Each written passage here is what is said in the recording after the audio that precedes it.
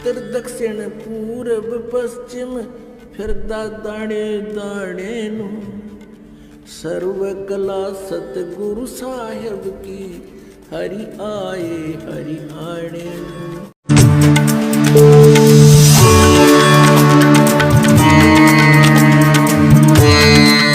जब तक हम अपने उन पवित्र सदग्रंथों से स्वयं परिचित नहीं होंगे तो हमारे अंदर जो जमा हुआ ये युगों युगों का लोक वेद या दंत कथा अटे नहीं, और इसके हटे बिना भगवान की रुचि बढ़े नहीं तो हमारी इन्हीं में आस्था पड़ी रहेगी।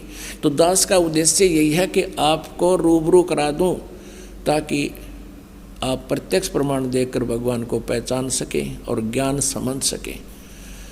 और ज्ञान समझ में आ गया फिर तो ये परमात्मा की महिमा बच्चा बच्चा गाया करेगा। और कोई भी नो कहेगा कबीर इज गॉड, अब तेनों क्या छोड़ किसने कबीर गॉड बना दिया, देख लो भाई सुन लो युग उस कबीर दानक न भगवान बतावे। यानी 1000 लाख करोड़ आदमी ये कहने वाले मिलेंगे। और फिर क्या होगा, एक भी विरोध करनिया नहीं होगा, वो यूँ कहेंगे कि हाँ भाई भगवान कबीर इज गॉड। भाई कबीर तो परमात्मा थे, यही पूर्ण ब्रह्म थे। तो उस स्थिति में आने के बाद फिर हम केवल आप जी को परमात्मा के वो ज्ञान महिमा कोड वर्डों में भी सुनावांगे तो भी समझ में आवेगी आपके, और आनंद और अधिक होगा। तो उसके लिए ये खेत तैयार किया जा रहा है, ये फील्ड तैयार किया जा रहा है, सदग्रंथों को रूबरू किया जा रहा है। और जैसे बच्चा स्कूल जाता है और वहाँ 6 घंटे 7 घंटे तक वो क्लास में गर्मी सर्दी सब कुछ सहन करता हुआ और ज्ञान ग्रहण करता है, और लगभग 1 वर्ष में जाकर वो एक कक्षा को उत्तीर्ण करने योग्य होता है, और 15-16 वर्ष 20 वर्ष तक कंटिन्यू पढ़ाई करने के बाद उसको वो ज्ञान से परिपक्व होता है और 2 रोटी का साधन बनता है। और इसीलिए यहाँ आप जी को ये दास एक ये सत्संग रूपी लेक्चर सुना रहा है, इनको आप जी ने सुनना ही पड़ेगा इस परमात्मा के पाने के लिए और मोक्ष प्राप्ति के लिए। तो इसमें किसी प्रकार की थोड़ी बहुत गर्मी सर्दी जो भी मालिक की दया है, कोशिश तो इन दासों की रहती है कि परमात्मा के बच्चों को कोई असुविधा ना हो। हर तरह की संभव कोशिश करते हैं गर्मी सर्दी से आपको बचाकर फिर भगवान का गुणगान सुनाने की। फिर भी हमें इतना डेर होना चाहिए, हिम्मत रखनी चाहिए। जैसे हम किधर बस में जावे हैं या ट्रेन में जाते हैं अपने रोजी रोटी के लिए, तो 6-6 घंटे एक पैर पर खड़े रहते हैं डंडा पकड़ के। इतनी भीड़ में भी हम कभी परवाह नहीं करते। जावा की तो उतरना जगह को नहीं, उतर जावा ताकि आप सेंट लगे मजबूरी। तो पुण्यात्माओं यहाँ थोड़ा बहुत आप जी को गर्मी सर्दी से थोड़ा बहुत कष्ट भी होता है, तो परमात्मा के निमित्त ही समझना उसका पुण्य न्यारा होगा। और पहले हम ये ज्ञान नहीं था, भक्ति भी करते थे, भगत भी को आया करते थे और फिल्म भी देखा करते। अब पहले VCR होया करते और इसी लंबी लंबी उनकी कैसेट हुआ करती 3-3 घंटे की। संडे को दिन ले आते कि आज VCR लेवांगे किराए पर और 3 फिल्म देखेंगे। इसे तो 100 रुपये किराया एक फिल्म में, इस 3 फिल्मों में 100 रुपये किराया ही रात का। तो 3 यानी 9 घंटे की फिल्म सांझ 7 बजे शुरू कर देते और तड़के 7 बजे ताई चाय बनवाए जाते, पिए जाते, न्यू आँख पाड़े देखे जाते, लेना न देना कुछ भी कोई ना। और यहाँ परमात्मा के लिए जितना भी समय आपको मिलता है सौभाग्य आपका ये सत्कर्मान लेना, ये बार बार दाव नहीं लगा करता। इसे अमृत ज्ञान को सुनने का, ये दंत कथा सुनते सुनते हम बहरे हो गए, भगवान की भक्ति करते करते हम थक लिए और कोई लाभ मिला नहीं, क्योंकि वो भगवान नहीं मिला जो लाभ दिया करता है, वो परमात्मा का हमें ज्ञान ही नहीं था। परमेश्वर क्या बताया करते, चारों युग में मेरे संत पुकारे और कूक कहा हम हेल रे, हीरे माणक मोती बरसे ये जग चुगता डेल रे। ओए होए।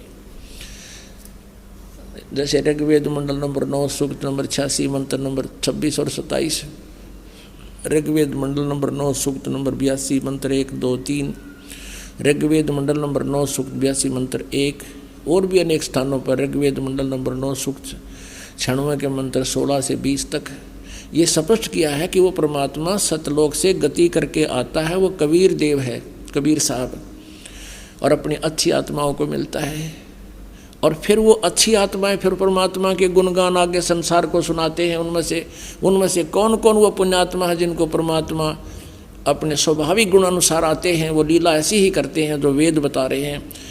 उनमें से परमात्मा किन किन को मिले? आदरणीय धर्मदास साहिब जी को, आदरणीय नानक साहिब जी को, आदरणीय मलुकदास साहिब जी को, आदरणीय गरीबदास साहिब जी को, आदरणीय दादूदास साहिब जी को, आदरणीय घीसा दास साहिब जी को।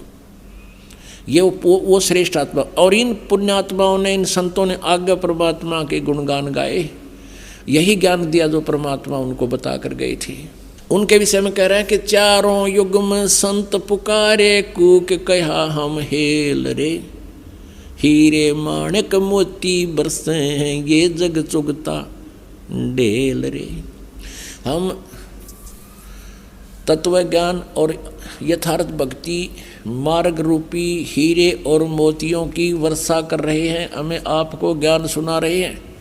और ये हमारे ज्ञान को ना सुनकर, इन हीरे मोतियों को ना पहचान कर, या अर्थात यथार्थ भक्ति मार्ग को ना जानकर, आन उपासना रूपी शास्त्र विधि त्याग कर मनमाना आचरण रूपी ये कंकर पत्थर डले इकट्ठे कर रहे हैं, कंकरों को इकट्ठा कर रहे हैं। झोली भर रखी है कि मैं लाल ले रहा हूँ, ये मैंने लाल ले रखे हैं। परमात्मा कहते हैं इन लालों की परख होगी धर्मराज के दरबार में, फिर रोग टक्कर मार के। ये संसार समझदा नाई कहंदा श्याम दोपहरे नू, गरीबदास ये वक्त जात है रोगे इस पैरे नू। परमात्मा कहते हैं हमरा ज्ञान किने ना सुनिया, अरे ये पर भी लेन जात है दुनिया। वहाँ धक्के खान जाती रथ पे हैं, आज बेला कुंभ का मेला है, पर भी लगेगी सुबह 3 बजे। वहाँ देख दुनिया का कठ, जो कह हमरा ज्ञान किने ना सुनिया, ये पर भी लेन जात है दुनिया। कहाँ कहाँ भटक रहे हैं बोली आत्मा। मैं रोवत हूँ सृष्टि को या सृष्टि रोवे मोहे, गरीब दास कबीर साहब कहते हैं इस वियोग को हो समझ ना सकता कोई। आप तो मुझे ढूंढ रहे हो, कबीर भगवान कह रहे हैं, और मैं तुम्हें रो रहा हूँ कि मैं तुम्हारा पिता हूँ, तुम्हारे लिए भटक रहा हूँ, तुम कितने कष्ट उठा रहे हो, तुम मेरी शरण में आ जाओ, तुम्हें यहाँ भी सुख दूंगा। और यहाँ तो इस काल के लोक में तुम्हें भाग्य से अधिक कोई नहीं दे सकता, वो मैं दूंगा, जो आवश्यक होगी वही दूंगा। और तुम बालक हो, अननेसेसरी डिमांड करोगे वह नहीं दूंगा, जो तुम्हारे भक्ति में बाधा करे वो नहीं दूंगा। क्योंकि हमारा उद्देश्य आपको काल के जाल से छुटा कर सतलोक ले जाना है। और सतलोक में जाने के बाद आपका ऐसे ही जन्म होगा, एक बार ऐसा ही होगा, फिर कभी मृत्यु नहीं होगी।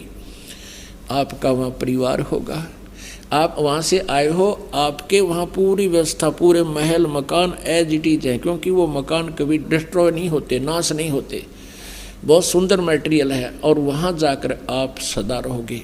हम अपनी गलती से उस परम पिता के दरबार के भरे थाली का ठोकर मार के आए हैं, इस काल के जाल में फंस गए। हमने यूँ प्यारा लगा इसकी एक्टिंग देख के, यूँ तपस्या कर रहा था वहाँ पर, और हम अपने भगवान को भूलकर इस काल के को अपना मान बैठे। आज इस काल ने हमारे साथ के जुल्म कर रखे है। मोती मुक्ता दर्शत नाही, ये जग है सब अंदरे, दिखत के तो नैन चश्म, इनको फिरा मोतिया बंदरे। है जिनका सफ़ेद मोतिया बंद हो जाता है आँखों में, उनकी आँखें बिल्कुल स्वस्थ दिखाई देती हैं, लेकिन उनको दिखता कुछ नहीं। अन्य व्यक्ति तो ये समझे ये बिल्कुल आँखों वाला है, नेत्र ठीक हैं इसके, लेकिन उसको कुछ नहीं दिखाई देता। ऐसे ये हमें विद्वान दिखाई देते थे, लेकिन ये ज्ञान नेत्रहीन प्राणी थे। ऋषि महर्षि ब्रह्मा विष्णु महेश दुर्गा तक भी ये ज्ञान नेत्रहीन थे, इनको कोई अध्यात्मिक ज्ञान नहीं था। पुण्यात्माओं, ये शब्द जो दास आज कह रहा है, सभ्य समाज है, शिक्षित मानव है, तो ये आपके गले उतर रहा है, क्योंकि आपको दास प्रमाण दे रहा है। और आज से 600 वर्ष पहले परमात्मा ने यही वर्ड बोले थे जो दास बोल रहा है, उनका बताया हुआ ज्ञान। तो उस समय तो पिटन के काम तो थे ही थे, पर मालिक रुके क्यों करे? वो कैसे चुप रहे? अगर उस समय भगवान यो ज्ञान ना दे के जाते तो हम कैसे पहचानते कि वो भगवान थे। और लोग कहा करते वो संस्कृत नहीं जानते, वेदों को नहीं पढ़ा, और फिर भी वो वेदों वाला ज्ञान बोल रहे हैं, तो वो परमात्मा थे। हमने ये समझना है, अपनी बुद्धि को सेट करना है। बंदी छोड़ कबीर इज गॉड। तो उस सब प्रमाण इस दास बताना चाहता है जिससे आपके हृदय में भगवान भगवान सिद्ध हो जा। ये शब्द ऐसे हैं कड़वे कुनीन की तरह के ब्रह्मा विष्णु महेश और दुर्गा और ऋषि महर्षि वशिष्ठ जी, व्यास जी, और ये क्या नाम है, विश्वामित्र जी, भारद्वाज, जितने भी ऋषि महर्षि हुए उनको कोई वेद ज्ञान नहीं था, अध्यात्म ज्ञान नहीं था। वेद ज्ञान नहीं था, अध्यात्म ज्ञान नहीं, क्योंकि हम वेदों को सिरोधार्य मानते हैं। अब ये प्रमाण देने पड़ेंगे, नहीं तो ये कुनीन जैसी कड़वी है, बालक जीभ पर रखते ही थूक देता है, और साथ में इसको जो है ना शुगर कोटेड करके अंदर पहुंचाना है। अब देखिएगा, ये कंसेप्ट क्लियर करना पड़ेगा कि ब्रह्मा विष्णु जी को भी कोई ज्ञान नहीं था, अध्यात्म ज्ञान नहीं था, और सतयुग के ब्राह्मणों को भी अध्यात्म ज्ञान वेद ज्ञान नहीं था। और परमात्मा 600 वर्ष पहले कहा करते थे, मोती मुक्ता दर्शत नाही, ये जग है सब अंदरे, दिखत के तो नैन चश्म, इनका फेरा मोतिया बंदरे। ये दिखे विद्वान और ये हैं मोतिया बंद, ज्ञान नेत्रहीन, तत्व ज्ञानहीन, ये वेद ज्ञानहीन प्राणी है, ऋषि महर्षि ब्रह्मा विष्णु महेश तक।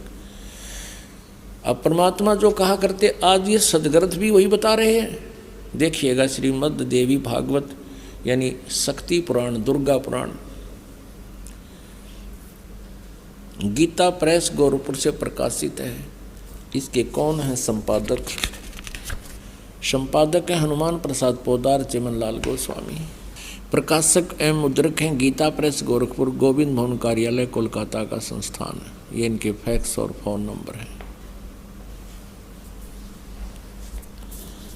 ये देखिएगा, इस पवित्र पुराण के पहले सकंद में श्रीमद् देवी भागवत पृष्ठ नंबर 28 पर नारद जी और व्यास जी की गोष्ठी हो रही है। Vyas ji is the writer of 18 Purana and ये चारों वेदों का, गीता जी का और इन 18 पुराणों का, श्री सुधा सागर का ये व्यास जी राइटर है, लेखक है।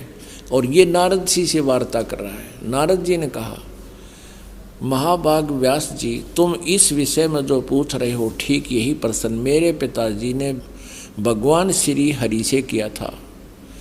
नारद जी के पिताजी हैं ब्रह्मा जी। देवादि देव भगवान जगत के स्वामी हैं। लक्ष्मी जी उनकी सेवा में उपस्थित रहती हैं। दिव्य कौस्तुभमणि उनकी शोभा बढ़ाती है। वे शंख चक्र गदा लिए रहते हैं, पीताम्बर धारण करते हैं, 4 भुजाएं हैं। यानी पूरी डेफिनेशन बता दी। विष्णु जी हैं, वे चराचर जगत के आश्रयदाता हैं, जगत गुरु एवं देवताओं के भी देवता हैं। ऐसे जगत प्रभु भगवान श्री हरि महान तप कर रहे थे। विष्णु जी तपस्या कर रहे थे, उनकी समाधि लगी थी।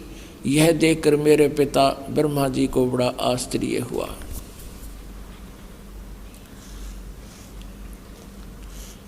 अतः उन्होंने उनसे यानी ब्रह्मा जी ने विष्णु जी से जानने की इच्छा प्रकट की। ब्रह्मा जी ने पूछा, प्रभु आप देवताओं के अध्यक्ष, जगत के स्वामी और भूत भविष्य एवं वर्तमान सभी जीवों के एकमात्र शासक हैं। भगवान फिर आप क्यों तपस्या कर रहे हैं और आप किस देवता की आराधना में ध्यान मग्न हैं? मुझे असीम आश्चर्य तो ये हो रहा कि आप देवेश्वर यानी सब देवों के मालिक, सब भगवानों के भगवान, ब्रह्मा जी विष्णु को कह रहा भगवानों के भगवान है, एवं सारे संसार के शासक होते हुए भी समाधि लगाए बैठे हैं। अब विष्णु जी ने क्या उत्तर दिया? ब्रह्मा जी के विनीत वचन सुनकर भगवान श्री हरि बोले, ये वचन बोले, श्री हरि उनसे कहने लगे, ब्राह्मण सावधान होकर सुनो, मैं अपने मन का विचार व्यक्त करता हूँ। देवता, दानव, मानव सब यही जानते हैं कि तुम सृष्टि करते हो, मैं पालन करता हूँ और शंकर संहार किया करते हैं। किंतु फिर भी वेद के पारगामी पुरुष अपनी युक्ति से यह सिद्ध करते हैं कि रचने, पालने और संहार करने की यह योग्यता जो हमें मिली है, इसकी अधिष्ठात्री शक्ति देवी है। वे कहते हैं कि संसार की सृष्टि करने के लिए तुम में राजसी शक्ति का संचार हुआ है। इसी ये भी सिद्ध हो रहा है कि रजगुण ब्रह्मा, सतगुण विष्णु, तमगुण शिव जी हैं। मुझे सात्विक शक्ति मिली है और रुद्र में तामसी शक्ति का आविर्भाव हुआ है। सुवर्त प्रत्यक्ष और परोक्ष दोनों उदाहरण मैं तुम्हारे सामने रखता हूँ, सुनो। यह निश्चित बात है कि उस शक्ति के अधीन होकर ही मैं यानी विष्णु शेष नाग की सैया पर सोता हूँ। सृष्टि करने का अवसर आते ही जाग जाता हूँ। मैं सदा तप करने में लगा रहता हूँ और उस शक्ति के शासन से मैं कभी मुक्त नहीं रह सकता। कभी अवसर मिला तो लक्ष्मी के साथ सुखपूर्वक समय बिताने का सौभाग्य प्राप्त होता है। मैं कभी तो दानों के साथ युद्ध करता हूँ। अखिल जगत को यानी सारे जगत को भय पहुँचाने वाले दैत्यों के विकराल शरीरों को शांत करना मेरा परम कर्तव्य हो जाता है। ये भी सिद्ध हो रहा है। परमात्मा कहते कबीर जी, तंदर सुखिया कोई ना देखा, जो देखा सो दुखिया हो। और ब्रह्मा विष्णु महेश्वर दुखिया जिन ये राह चलाई हो। ये कहता मैं सदा तप करने में लगा रहता हूँ और शक्ति के शासन से कभी मुक्त नहीं रह सकता। कभी अवसर मिला तो लक्ष्मी के साथ थोड़ा सा सुखपूर्वक समय व्यतीत करता हूँ और फिर राक्षसों के साथ लट्ठम लट्ठा रहता हूँ, दानों के साथ युद्ध करता रहता हूँ। इनको सुख नाम की चीज़ नहीं, आप स्वीकार कर रहे हैं भगवान। और अब देखो विष्णु जी कह रहे हैं मुझे सब प्रकार से शक्ति के अधीन होकर रहना पड़ता है, मैं पराधीन हूँ। और उन्हीं भगवती यानी दुर्गा शक्ति को का मैं निरंतर ध्यान किया करता हूँ, उसी की पूजा करता हूँ। ब्रह्मा जी, मेरी जानकारी में, मेरे स्पिरिचुअल नॉलेज में इस भगवती शक्ति से बढ़कर दूसरे कोई देवता नहीं। अब आ लिया अंत विष्णु जी के आध्यात्मिक ज्ञान का। नो कह दुर्गा तो ऊपर कोई भगवान को ना, जितनी मन जानकारी है। अपने आत्माओं, यदि ये दास ये शब्द कह के छोड़ देता कि ब्रह्मा विष्णु महेश दुर्गा आदि और इन ऋषियों में ऋषियों को आध्यात्मिक ज्ञान नहीं था, तो पहली बार जो प्राणी सुने वो उठ कर चला जाने कहे तो नरी बकवाद करे है। और अब ये प्रमाण देख करके वो पुण्यात्मा जो एकाध आए होंगे, नए भक्त भी बहुत आते हैं। इसलिए दास का उद्देश्य होता है कि पहली कक्षा से लेकर और पीएचडी तक का ज्ञान इसी सामूहिक शिक्षा स्थल यानी सत्संग के माध्यम से देऊं, ताकि ये ज्ञान यज्ञ का लाभ सभी प्राणियों को होवे। तो यहाँ ये स्पष्ट हो गया कि विष्णु जी को ज्ञान नहीं, ब्रह्मा ना पर ज्ञान नहीं, विष्णु तो पूछे, नारद ने ज्ञान नहीं और व्यास जी को ज्ञान नहीं। और आगे देखिए दुर्गा क्या कहती है। विष्णु जी तो कहते मैं दुर्गा से ऊपर कोई भगवान ना मानता, ना मन पता। और अब दुर्गा क्या कहती है, दुर्गा जी क्या कहती है देखिएगा 7वें स्कंद में 562 पृष्ठ पर 7वां स्कंद, वही श्रीमद् देवी भागवत, ये वही पुराण है। अब यहाँ देखिएगा 7वां स्कंद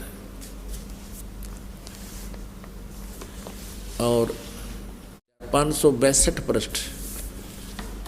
देवी जो है दुर्गा हिमालय राजा को ज्ञान दे रही है। देवी द्वारा हिमालय को ज्ञानोपदेश, ब्रह्म स्वरूप का वर्णन यानी ब्रह्म के बारे में जानकारी दे रही है। श्री देवी कहने लगी पर्वतराज, ये पहले तो अपने बारे में बताती है, फिर अब अपनी को भी रिजेक्ट करती है। कहती है उस ब्रह्म का क्या स्वरूप है यह बतलाया जाता है, जो प्रकाश रूप, सबके अत्यंत समीप में स्थित, हृदय रूप गुहा में स्थित होने के कारण गुहाचर नाम से प्रसिद्ध और महान पद अर्थात परम प्राप्य है।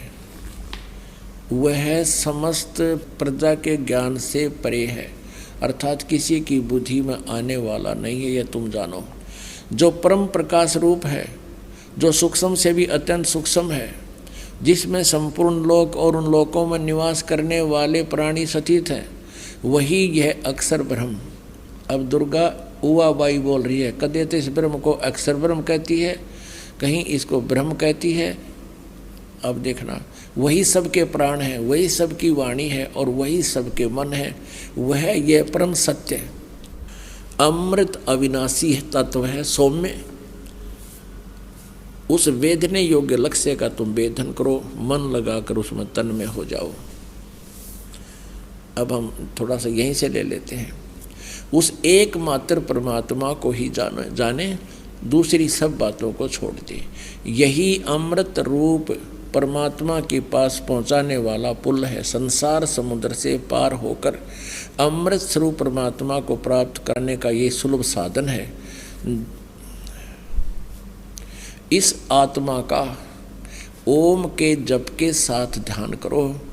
इस अज्ञान में अंधकार से सर्वथा परे और संसार समुद्र से उस पार जो ब्रह्म है उसको पा जाओगे, तुम्हारा कल्याण हो। इसने स्पष्ट कर दिया, अपनी पूजा को भी कह दिया मत करो, मेरी पूजा भी। एकमात्र परमात्मा को ही जाने, दूसरी सब बातों को छोड़ दे।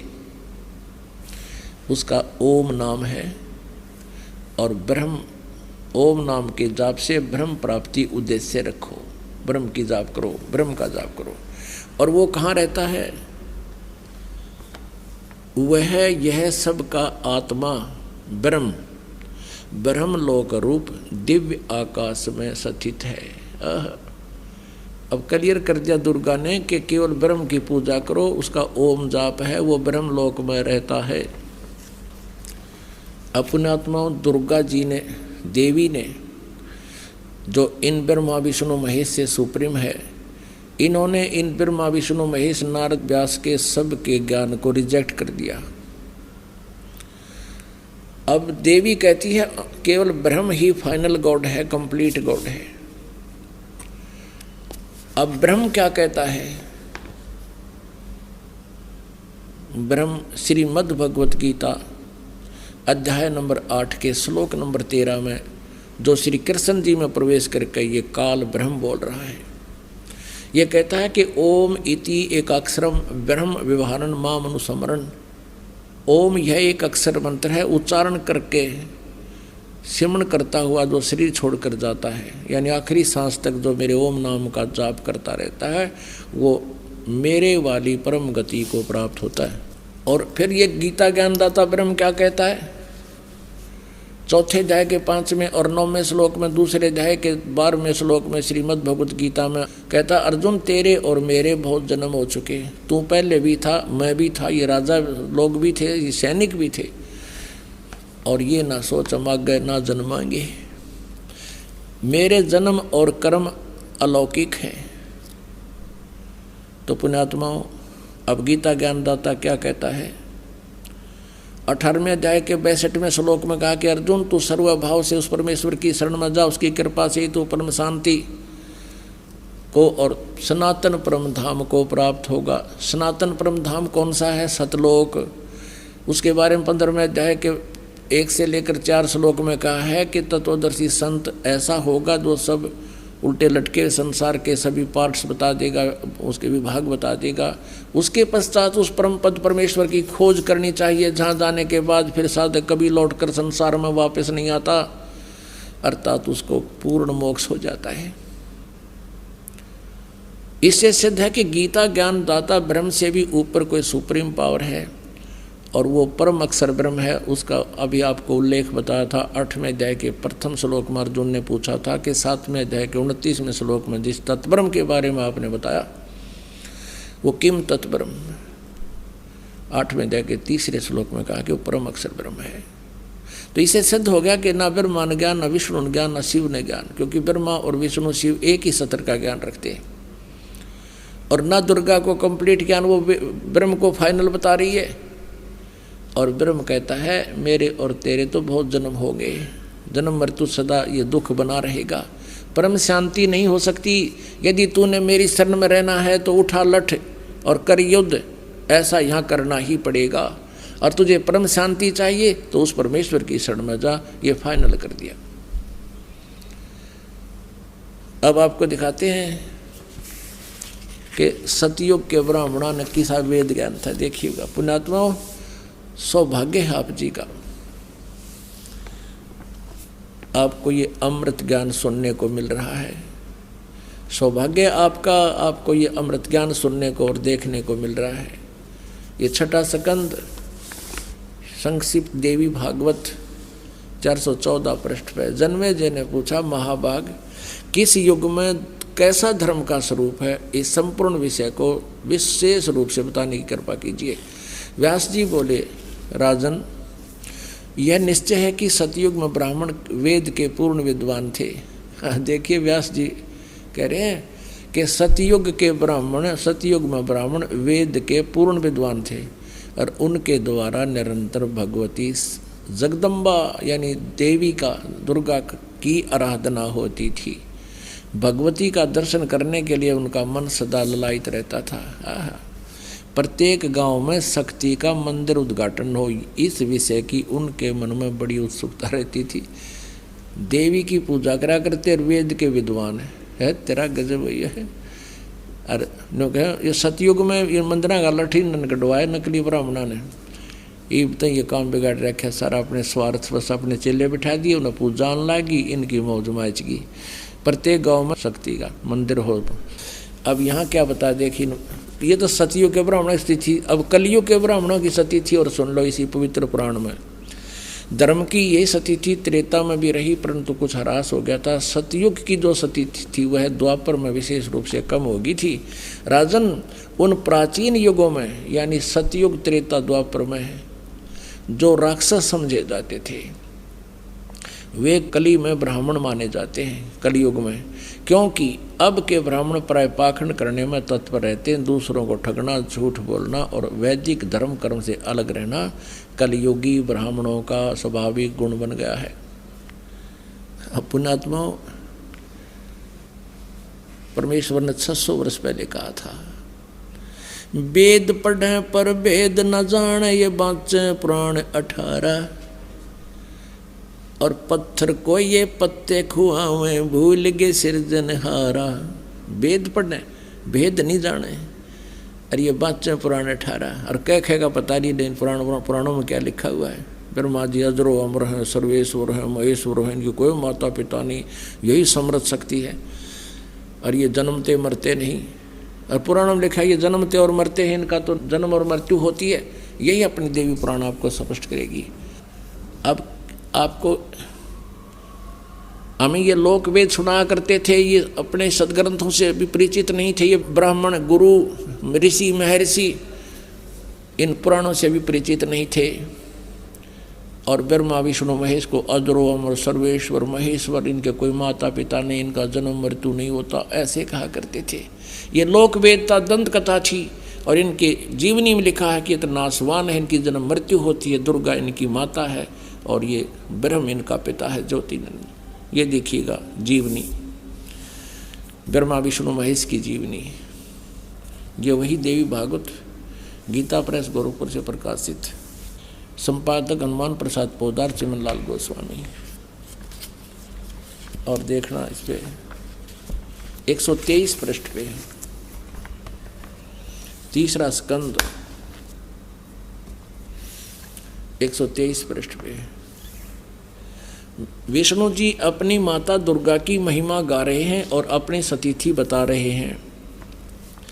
तुम शुद्ध स्वरूपा हो, ये सारा संसार तुम्ही से उद्भासित हो रहा है। मैं ब्रह्मा, विष्णु, मैं माने विष्णु, ब्रह्मा और शंकर, हम सभी तुम्हारी कृपा से विद्यमान हैं। हमारा आविर्भाव मन जन्म, तिरोभाव मन मृत्यु हुआ करता है। केवल तुम ही नित्य हो, जगत जननी हो, प्रकृति और सनातनी देवी हो। ये प्रकृति शब्द भी याद रखना, आपका गीता जी में काम आएगा, जो 14वें अध्याय में दास आपको बताएगा कि प्रकृति से उत्पन्न तीनों गुण, रजगुण ब्रह्मा, सतगुण विष्णु, तम गुण शिव जी, ये जीव को कर्मानुसार फंसाए रखते हैं। प्रकृति माने दुर्गा, 14वें अध्याय के 3, 4, 5 श्लोक में लिखा है कि प्रकृति मेरी पत्नी है, मैं पति हूँ इसका, इसके पेट में जीव स्थापित करता हूँ जिससे सब जीवों की उत्पत्ति होती है। विष्णु जी कह रहे हैं कि मैं ब्रह्मा और शंकर, हम सभी तुम्हारी कृपा से विद्यमान है। हमारा आविर्भाव मन जन्म, तिरोभाव मन मृत्यु हुआ करता है। केवल तुम ही नित्य हो, जगत जननी हो, प्रकृति हो, सनातनी देवी हो। इसी का समर्थन भगवान शंकर कहते हैं। भगवान शंकर बोले, देवी यदि महाभाग विष्णु तुम ही से प्रकट हुए हैं यानी उत्पन्न हुए हैं, तो उनके बाद उत्पन्न होने वाले ब्रह्मा भी तुम्हारे ही बालक हुए। फिर मैं तुमको लीला करने वाला शंकर क्या तुम्हारी संतान नहीं हुआ? इति सिद्धम के ब्रह्मा विष्णु महेश नासवान है, दुर्गा इनकी माता है। मुझे भी उत्पन्न करने वाली तुम ही हो शिवे। संपूर्ण संसार की सृष्टि करने में तुम बड़ी चतुर हो। इस संसार की सृष्टि, स्थिति और संहार में तुम्हारे गुण सदा समर्थ हैं। उन्हीं तीनों गुणों से उत्पन्न हम ब्रह्मा विष्णु एवं शंकर नियमा अनुसार कार्य में तत्पर रहते हैं। इससे सिद्ध हो गया रजगुण ब्रह्मा, सतगुण विष्णु, तमगुण शिव जी। और ये केवल नियमित काम कर सकते हैं, जैसा वर्क डन, इसमें कोई परिवर्तन ये नहीं कर सकते। इस पवित्र पुराण के इन चंद पंक्तियों ने ये स्पष्ट कर दिया, 4 कंसेप्ट क्लियर कर दिए। एक तो ये है कि ब्रह्मा विष्णु महेश नासवान, इनकी जन्म मृत्यु होती है। दूसरा ये हो गया कि दुर्गा इनकी माता है। तीसरा ये हो गया कि रजगुण ब्रह्मा, सतगुण विष्णु, तमगुण शिव जी है। और चौथा ये हो गया कि ये केवल जैसा जिसने कर्म किया है उतना ही आपको दे सकते हैं, उसमें कोई परिवर्तन नहीं कर सकते। ये पाप नाश नहीं कर सकते, प्रारब्ध में परिवर्तन नहीं कर सकते। केवल कबीर देव, वो कबीर साहब कर सकते हैं। जिन महापुरुषों ने परमात्मा का साक्षात्कार हुआ, जिनको भगवान आकर मिले, उनमें से एक पुण्य प्राणी, पुण्य आत्मा, पुण्य महात्मा आदरणीय गरीबदास साहिब जी परमात्मा की महिमा बताते हैं। मासा घटे न तिल बधे, विदना लिखे जो लेख, सच्चा सतगुरु मेट कर ऊपर मार मेख। के विधाता ने जो भी आपके भाग्य में जो अंक लिख दिए, पुण्य और पाप, वो आपने सारे भोगने पड़ेंगे। उसमें कुछ भी परिवर्तन नहीं हो सकता। केवल पूर्ण संत जो पूर्ण परमात्मा का उपासक है, वो कबीर परमात्मा और उसी का कृपा पात्र संत ही आपके भाग्य में परिवर्तन कर सकता, आपके दुखों का निवारण कर सकता है। गरीब जम जो राजा से डरे, मिटे कर्म के लेख, अदली असल कबीर हैं ये कुल के सतगुरु एक। अपने आत्मा, ये 5 दिन का सत्संग इसीलिए किया गया है। एक तो ऐसी दया परमात्मा की कि ये छुट्टियों के दिन, क्योंकि काल के कुल से छूटना भी बड़ा मुश्किल है। आप जी को यहाँ लेकर भी परमेश्वर ही आए हैं। आप परमात्मा की लीला से जब परिचित हो जाओगे बच्चों, आप रोया करोगे रजाई में मुंह दे के, अखे भगवान आप इतने दयालु, हम तो कति नालायक थे। हम तो उस काल के सांगना फाइनल मान रहे थे, या यो कार या कोठी या फैक्ट्री या मेरी 1 मिनट में मृत्यु हो जाती है, फिर कहाँ है ये मेरी? ये आँख खोल दी दाता ना हमारी। जो काल ने हमें मूर्ख बना गया, फंसा रखा है, यहाँ से हिलन नहीं देता। मोह ममता फंसा रहा कि बेटा बेटी पोते पोतियाँ में, कार और कोठियों में। इसको हम सतीथि बोलते हैं, ये पौराणिक। और यह ड्यूटी भगवान विष्णु की है, सतोगुण की। और जो हम संतान उत्पत्ति करते हैं या ठाठ बाट इकट्ठा करना चाहते हैं, ये करवा रहा रजगुण ब्रह्मा जी, ये ब्रह्मा जी की ड्यूटी है।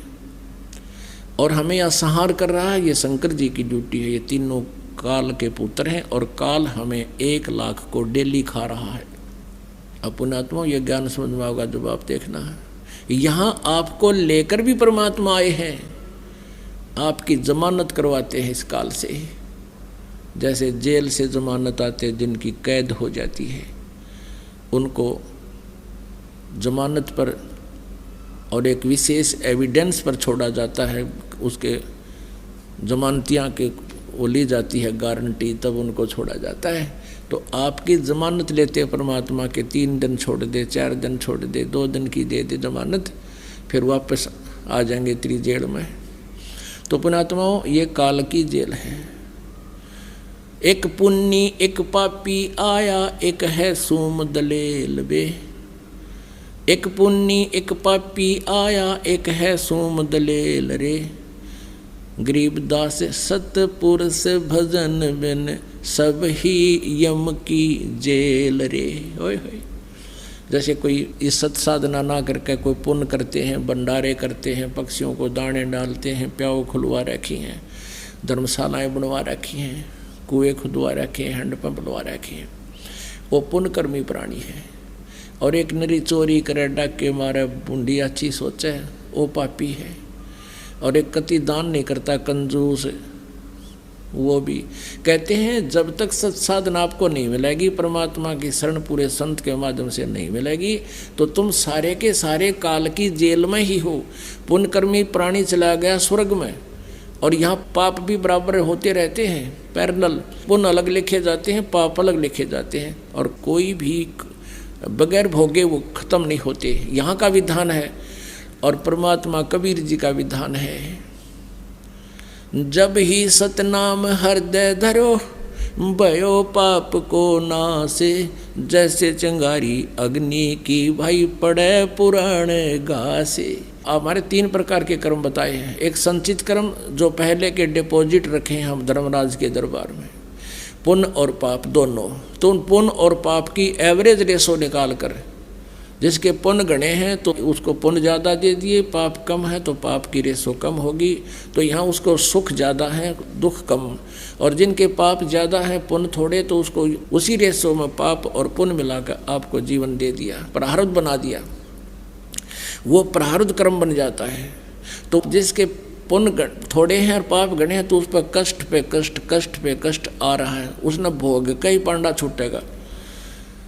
और तीसरे क्रियमान कर्म है, जो अब हम वर्तमान में कर रहे हैं। इन 3 प्रकार के कर्म हैं। इन तीनों प्रकार के कर्मों का नाश कबीर परमेश्वर ही कर सकता है।